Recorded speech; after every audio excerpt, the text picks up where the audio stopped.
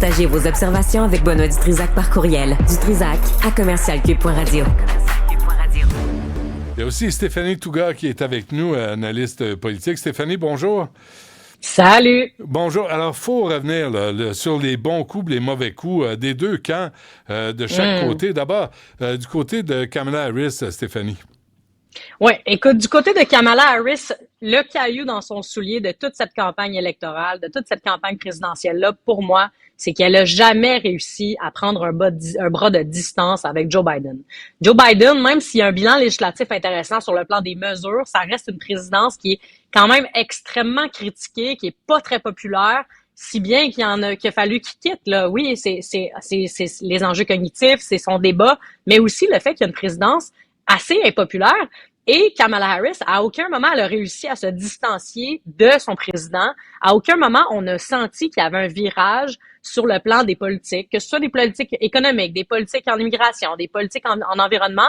Ce qu'on a eu pendant 4 ans de Joe Biden, on l'aura pendant 4 autres années de Kamala Harris, si Kamala Harris remporte donc son pari à la présidentielle. Fait que pour moi, c'est le caillou dans son soulier. C'est définitivement le fait qu'elle n'a pas été capable de se distancier. Puis on lui a quand même posé la question directement en entrevue. Hein. Il y a des journalistes qui lui ont dit « C'est quoi la différence entre vous et Joe Biden? » Et jamais elle a formulé une réponse qui pour moi était un peu intéressante. Elle a simplement dit « Ben, on est deux personnes différentes. » OK. Mais qu'est-ce que ça veut dire, ça? Tu sais? Souviens-toi, on lui avait... dans une entrevue, on lui avait posé la question « Qu'est-ce que vous auriez fait différemment au cours des 4 dernières années? » Puis elle a dit « Cricket, rien. » C'est ça. Pas fort, et c'est ça. Alors que il y a quand même certaines critiques qu'on peut adresser là à la présidence Biden, il y a quand même des bons gestes là, sur le plan de l'économie, franchement, alors qu'on était dans une passe où l'inflation, tu sais, une grosse période inflationniste, il a quand même réussi à mettre les États-Unis d'abord sans trop être en mode protectionniste. Il a quand même fait des choses intéressantes. Mais lui, elle a jamais réussi à sortir de son ombre. Ouais. Et même pas plus tard qu'il y a quelques jours, là, il est ressorti Joe Biden des boulamites qui aurait dû rester caché. Mais à chaque fois qu'il est sorti, donc, dans cette campagne-là électorale, depuis qu'elle est candidate, ça lui a pas trop servi à Kamala. Mais en revanche, la communauté internationale, elle, se réjouirait probablement, pas tout le monde évidemment, mais plusieurs États se réjouiraient que ce soit Kamala Harris qui soit élue présidente parce qu'on le sait ce qui s'en vient. Au niveau de la prévisibilité, au niveau commercial, on sait ce qui s'en vient. Au niveau de leur politique environnementale, on sait ce qui s'en vient. Donc, l'aide militaire à l'Ukraine et tout ça. Fait que je pense que la communauté internationale verrait ça d'un bon œil. C'est de la stabilité. Mais au niveau local, donc pour les États-Unis, je pense que c'est ça qui lui aura le plus nui à Kamala dans cette campagne-là. Mais penses-tu que le vote des femmes va changer le résultat final? Je pense que oui. Je pense vraiment, là, notamment en marge, puis ça, je pense que beaucoup de gens le savent pas, mais aujourd'hui, oui, il y a l'élection présidentielle, et pour la Chambre également, mais il y a aussi 10 référendums dans 10 États différents sur la question du droit à l'avortement.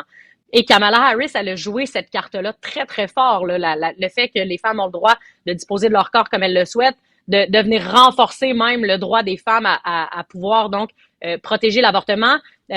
Je pense que ça va jouer pour elle. Donald Trump s'est attaqué à l'arrêt Roe contre Wade, qui est un arrêt mythique sur la question de l'avortement aux États-Unis. Donc, et il a tenu des propos franchement disgracieux par rapport aux femmes. Là, il a été misogyne. Là, on va utiliser le mot. Là, il a été misogyne à certains moments sur comment il a parlé des femmes. Je pense que il s'est vraiment nuit lui-même avec cette base-là, cet électorat-là qui est l'électorat féminin, et qui s'est largement mobilisé dans les swing states, les fameux 7 États qu'on doit vraiment regarder, notamment en Pennsylvanie. Le vote des femmes est sorti dans le vote par anticipation. Voyons voir s'il va sortir au jour J. D'habitude, c'est traditionnellement plutôt les hommes qui sortent voter au jour J. Voyons voir si le vote par anticipation, ça va pouvoir faire basculer. Mais je pense vraiment que le vote des femmes pourrait faire la différence ce soir et dans les prochains jours. Mais là, tu sais, l'escouade, le Cardi B, Jennifer Lopez, puis Taylor Swift, puis toutes les vedettes féminines là, pour attirer le vote des femmes. C'est ça, tu sais, Eminem. Puis les vedettes masculines aussi, c'est ça, Eminem, Bruce Springsteen, Ricky Martin, avec les propos que l'humoriste a tenus là, sur Porto Rico, les propos disgracieux qu'il a tenus sur Porto Rico, ça a fait sortir les artistes portoricains pour Kamala Harris. Je pense que ça peut être un piège, ça, au niveau d'une campagne électorale, d'avoir l'air d'être l'élite, là, le star system. Tu peux vraiment avoir l'air déconnecté du vrai monde. Le vrai monde, en ce moment, il en arrache au niveau de leur pouvoir d'achat. ils ont de la misère à payer les factures à la fin du mois. Est-ce que de voir vraiment des multimillionnaires, voire des milliardaires sortir aussi massivement pour Kamala, ça peut jouer définitivement pour elle, mais ça peut être une arme à double tranchant qui pourrait alimenter le discours de Trump de dire, ben voyez, eux, c'est l'élite, moi, je suis l'antisystème, moi, je suis le gars qui va protéger vos intérêts. Ça peut résonner, ça, pour une frange de la population. Je pense que de faire sortir des vedettes, oui, mais il faut faire attention à quel point tu veux mettre ça de l'avant parce que tu peux avoir l'air de, justement, quelqu'un de très déconnecté de l'enjeu de l'Américain et de l'Américaine moyen, là. Ouais, Beyoncé, tu sais, c'est... Puis en même temps, de l'autre côté, t'as Hulk Hogan qui a de la misère à déchirer son chandail. Oh my God. Là, tu dis, c'est-tu le choix qu'on avait? C'est le choix qu'ils ont, eux autres.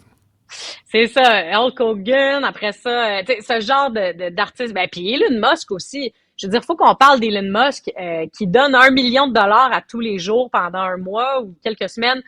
Je veux dire, c'est un cirque, là. C'est un cirque, cette fin de campagne électorale-là. Les vedettes, c'est une chose, mais nous, ce qu'on veut savoir, c'est comment votre impact quand vous allez rentrer dans le Oval Office, dans le bureau ovale, qu'est-ce que vous allez avoir comme impact, puis qu'est-ce que vous allez faire pour nous. En fin de campagne, je trouve qu'on l'entend moins, là, ce discours-là. Ça a plus l'air d'être un agenda de communication, peut-être moins un agenda de politique structurante.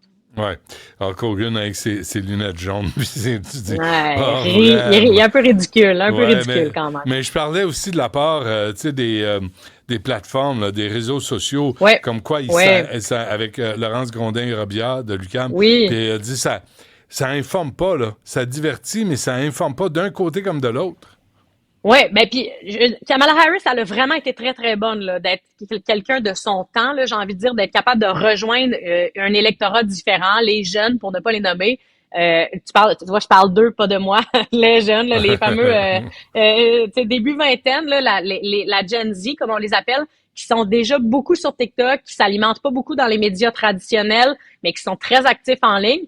Après, tu gagnes pas une élection sur TikTok, tu gagnes pas une élection sur Twitter, sur X, sur Facebook, tu gagnes pas une élection en ligne, tu gagnes une élection en faisant sortir le vote, en ayant une machine huilée. Ça, les démocrates, faut leur donner. Ils ont une machine extrêmement huilée. Les coffres sont pleins aussi au niveau du financement. Il y a une base militante extrêmement mobilisée. Fait que ça, j'ai l'impression que ça peut faire une bonne différence. Du côté de Donald Trump, je sais pas si tu sais, mais ils ont à défaut de termes en français, là, ils ont outsourcé, là, ils ont mis la mobilisation dans les mains du privé. Donc, à voir qu'est-ce que ça aura comme impact au niveau de la sortie de vote. Moi, je pense que de faire du porte-à-porte, puis d'aller voir le monde, puis de leur parler, puis de les amener voter, c'est ça qui fait que tu gagnes une élection aussi. D'être sur TikTok, c'est une chose. Bravo, t'occupes le terrain, t'es présent, tu pousses des idées. Mais je pense vraiment que ça a une limite de faire la campagne en ligne. Bon, qui gagne ce soir? Oh là là, écoute, j'ai envie de dire que en tant que femme, là, j'ai un petit penchant pour Kamala Harris parce que je vois comment Donald Trump parle des femmes. Je veux pas savoir pour qui tu voterais, je veux savoir qui va gagner. Je fais de la manifestation positive. Écoute, je suis prête à parier un café avec toi que c'est Kamala Harris qui gagne. OK, pari tenu. On va voir ça demain.